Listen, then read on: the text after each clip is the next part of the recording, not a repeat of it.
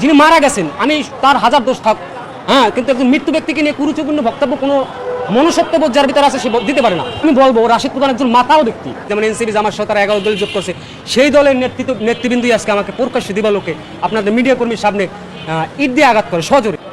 আজকে সকাল 10টার দিকে রাশেদ প্রধান, জাকপার মুখপাত্র ও সহসভাপতি রাশেদ প্রধানের গত কিছুদিনের বিভিন্ন কটূক্তি বিভিন্ন রাজনীতিবিদদের সম্বন্ধে, বিশেষ করে চারবারের প্রধানমন্ত্রী, সর্বজন শ্রদ্ধেয় রাজনীতি ব্যক্তিত্ব মরহুমা বেগম খালেদা জিয়াকে কবর থেকে উঠিয়ে আনা সহ এইবারে নির্বাচিত প্রধানমন্ত্রী তারেক রহমানকে কুলাঙ্গার সহ বিভিন্ন অকথ্য ভাষায় কথা বলার প্রতিবাদে আজকে সংক্ষুব্ধ নাগরিকবৃন্দ একটি প্রতিবাদ সভা করেছিল রাশেদ প্রধানের বাড়ির সামনে।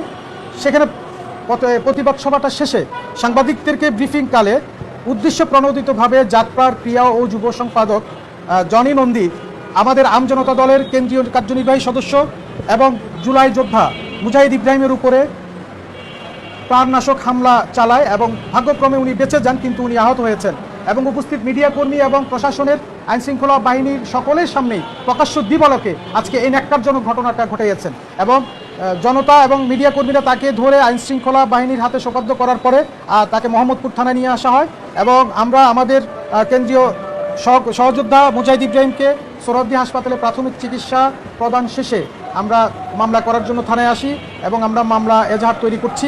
কিছুক্ষণের মধ্যে হয়তো মামলাটা গ্রহণ করবেন আশা করি। দলীয় সহযোদ্ধার উপর হামলা হয়েছে, এটা তো আমরা তীব্র প্রতিবাদ এবং নিন্দা জানাই এবং আমরা একজন আসামি ধরা হয়েছে হাতে নাতে, যিনি সরাসরি আক্রমণ করেছেন।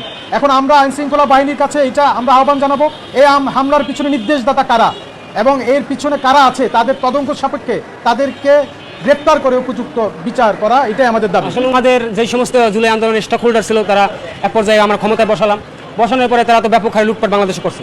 তো তারই প্রেক্ষিতে আমি সবসময় প্রতিবাদ করছি সামনে, আমি আমজনতার দল থেকে না, আমার নাগরিক দায়িত্ব থেকে, এবং আমি একজন জুলাই যোদ্ধা হিসেবে প্রত্যেক সময় প্রতিবাদ করছি। তারই প্রেক্ষিতে আমাকে এখন পর্যন্ত 100 বারের উপরে হত্যার হুমকি দেওয়া হয়েছে।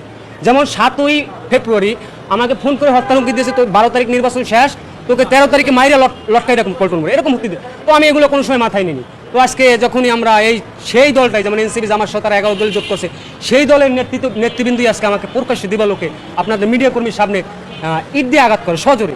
আমি মাথাটা ঘুরাই নিই, যার প্রেক্ষিতে আল্লাহ পাক রহম করে বাঁচাইছে, তারপর এদের কোনো লাগছে, পায়ে আঘাত লাগছে। তো আমার কথা হচ্ছে এদের সে প্রতিবাদ করা আসলেই মনে হয় অন্যায়। প্রতিবাদের ভাষাটা আমরা গণতান্ত্রিক প্রক্রিয়ায় সবসময় করে আসছি।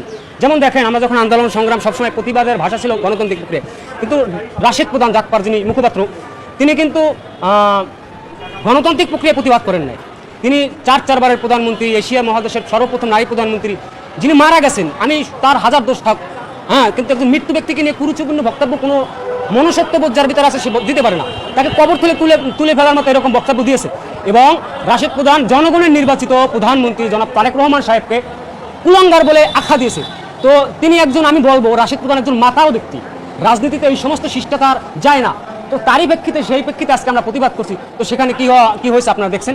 এখানে আমি মনে করি যে এখানে নির্দেশদাতা কেউ আছে হামলার, তারা এটাকে বারবার প্রমাণ করতে চাচ্ছে যেটা মব সৃষ্টি করছে। আমরা বারবার প্রমাণ করতে চাচ্ছি এটা আমরা মব সৃষ্টি করছি।